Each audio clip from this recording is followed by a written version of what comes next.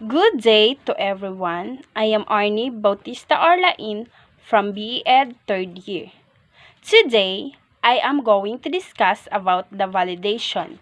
Validation is to determine the characteristics of the whole test itself, namely the validity and reliability of the test. When we say validation, it is an automatic computer check to ensure that the data entered is sensible and reasonable. It does not check the accuracy of the data. For example, you could use data validation to make sure a value is a number between 1 and 6.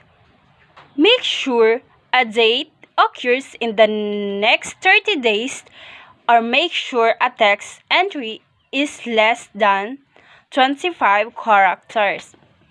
Validity is the extent to which a test measure or are referring to the appropriateness, correctness, meaningfulness, and usefulness of the specific decisions a teachers make based on the test results.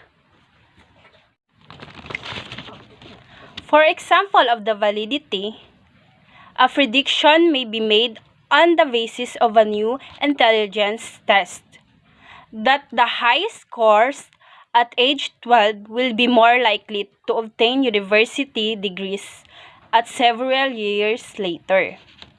If the prediction is borne out, then test has predictive validity.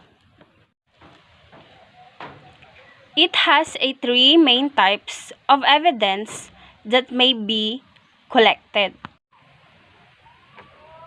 The first one is the content-related evidence of the validity. Second is the criterion-related evidence of the validity. Third one is the construct-related evidence of the validity. When we say content-related evidence of the validity, it refers to the content and format of the instruction.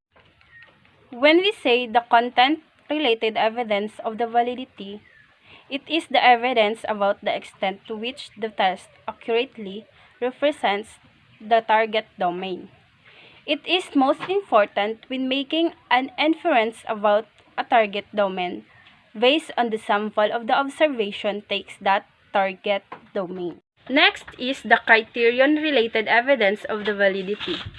So it refers to the relationship between scores obtained using the instrument and scores obtained using one or more other tests, often called criterion. Criterion, it means to measure the validity or effectiveness of a given evaluation method by comparing score in one test to those of another. So the degree of accuracy of a test increases the closer its scores correlate to the scores of the another assessment criteria of related attribute. The next one is the construct-related evidence of the validity. So it refers to the nature of psychological construct or characteristics being measured by the test. This is a expectancy table. An expectancy table showed that there were 20 students getting high test scores and subsequently related excellent in terms of their final grades. 25 students got average scores and subsequently related good in their finals. And finally, 14 students obtained low test scores and were later graded as needing a improvement.